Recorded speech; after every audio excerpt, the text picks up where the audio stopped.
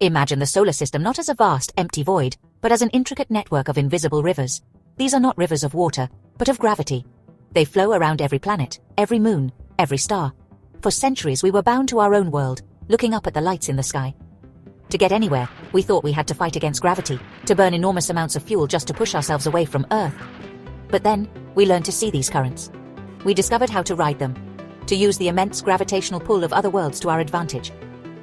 This is the art of the gravitational assist, the cosmic slingshot. It's a technique that has turned our solar system into a celestial playground, allowing us to explore its most distant corners with elegance and ingenuity. Our species has sent robotic emissaries to almost every major body in our cosmic neighborhood.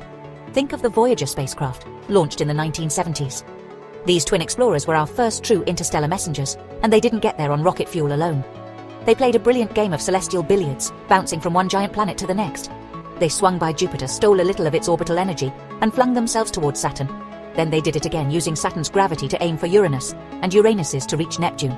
Each flyby was a carefully choreographed dance, a free boost of speed, gifted by the laws of physics. They were surfing the gravitational waves of the solar system, turning a multi-decade journey into something achievable within a human lifetime. More recently, the Juno mission to Jupiter gave us another masterclass in gravitational assists. To get to the king of planets, a world so massive its gravity well is like a deep canyon, Juno didn't fly straight there. That would have required a prohibitively large rocket and an impossible amount of fuel to slow down and enter orbit. Instead, Juno launched from Earth, flew out into the solar system and then looped back around. It performed a flyby of its own home planet. Earth's gravity grabbed Juno and whipped it around, accelerating it with enough velocity to make the final long journey to Jupiter. We used our own world as a slingshot to send a probe to another. It's a beautifully counterintuitive idea, a testament to human cleverness. This concept has fundamentally changed our relationship with space exploration. It is the secret handshake that lets us into the exclusive club of the outer solar system. Without it, missions to the gas giants, the ice worlds, and the Kuiper Belt would be impossibly long and expensive. We would still be dreaming about the swirling clouds of Jupiter or the majestic rings of Saturn from a distance. The gravitational assist is more than just a clever trick. It is the key that unlocked the cosmos. It allows us to transform a planet's immense mass and orbital motion into a free lunch. A powerful push that sends our robotic explorers hurtling toward new frontiers, all by simply following the invisible pathways carved by gravity itself. So how does this cosmic magic trick actually work? It's all about the conservation of energy and momentum, a fundamental dance of the universe. When a spacecraft approaches a massive planet like Jupiter, it falls into its deep gravity well. Imagine rolling a marble toward a spinning bowling ball. As the marble gets closer, the bowling ball's gravity pulls it in, causing it to speed up dramatically. The spacecraft accelerates as it dives toward the planet, reaching its maximum speed at the closest point of its approach. Then, as it swings around the planet and climbs back out of the gravity well, the planet's gravity pulls on it, slowing it back down. If the planet was stationary, the spacecraft would leave with the same speed it had when it entered the planet's sphere of influence. But here's the cosmic twist. The planets are not stationary. They are hurtling through space, orbiting the sun at incredible speeds. Jupiter, for example, moves at about 13 kilometers per second. When our spacecraft swings around Jupiter, it's not just interacting with a static gravitational field, it's interacting with a moving one. By carefully timing the flyby, mission planners can make the spacecraft approach the planet from behind in its orbit. As Jupiter's gravity pulls the spacecraft along, it's like a surfer catching a wave. The spacecraft gets a piece of Jupiter's immense orbital energy. It's a cosmic energy transfer. The spacecraft gains speed, while the planet, in accordance with Newton's third law, loses an infinitesimal amount of its own orbital energy, slowing down ever so slightly. The effect on the planet is so minuscule it's practically immeasurable. It's like a fly colliding with a freight train. The train's speed barely changes, but the fly is sent rocketing in the other direction.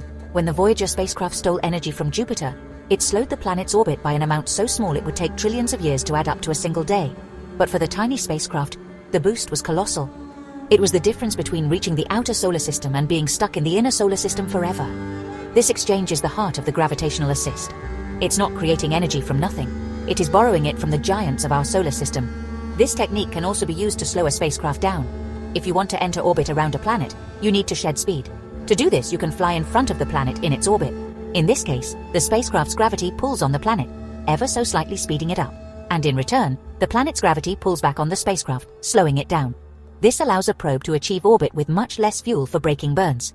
Whether speeding up or slowing down, the gravitational assist is a tool of cosmic precision. It allows us to navigate the solar system with the grace of a celestial ballet dancer, using the universe's own laws to our greatest advantage. The most immediate and profound benefit of the gravitational assist is the incredible savings in fuel. Rocket fuel is heavy. To go faster or farther, you need more fuel. But that extra fuel adds mass, which in turn means you need even more fuel just to lift it off the ground. This is the tyranny of the rocket equation, a harsh law of physics that governs space travel.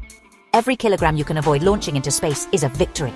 Gravitational assists are our greatest weapon against this tyranny. By getting a free speed boost from a planet, we can design missions with smaller, lighter rockets and less onboard propellant.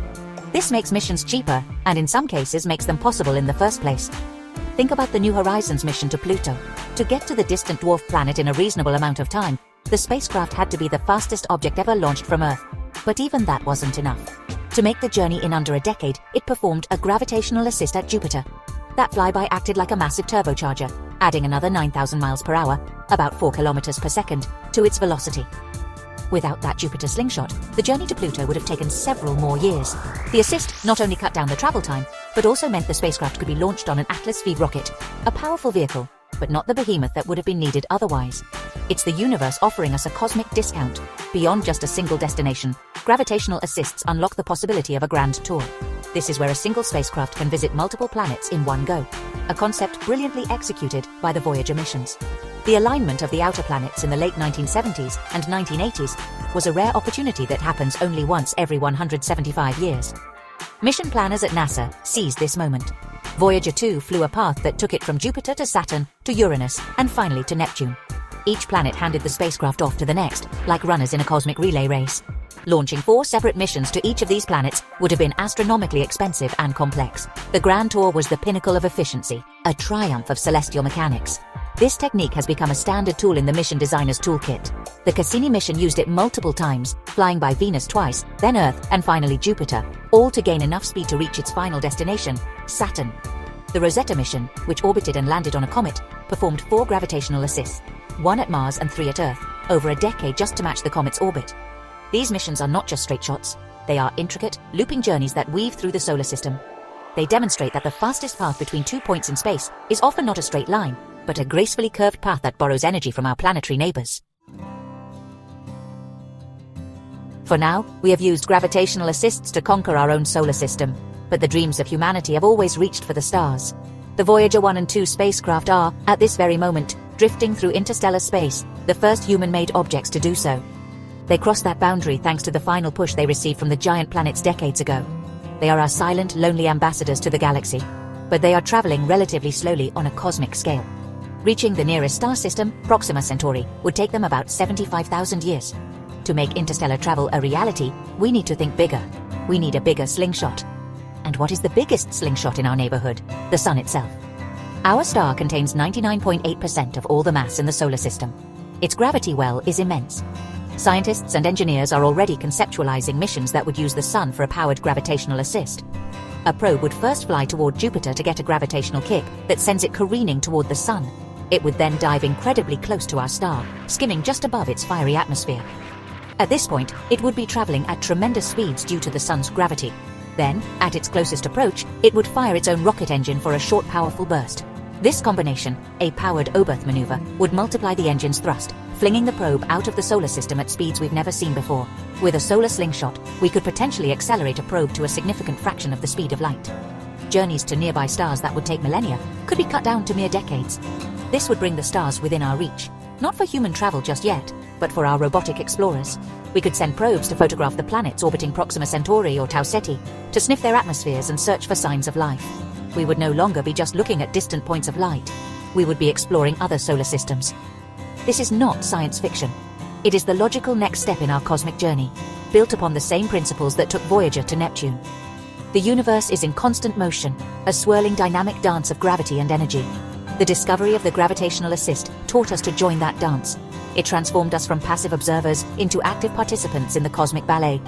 We learned to surf the gravitational tides, to turn the massive power of planets into our ticket to ride. From the first tentative flybys to the grand tours, and the journeys to the edge of our solar system, we have honed this art. The next step is to aim our slingshot not at another planet, but at another star.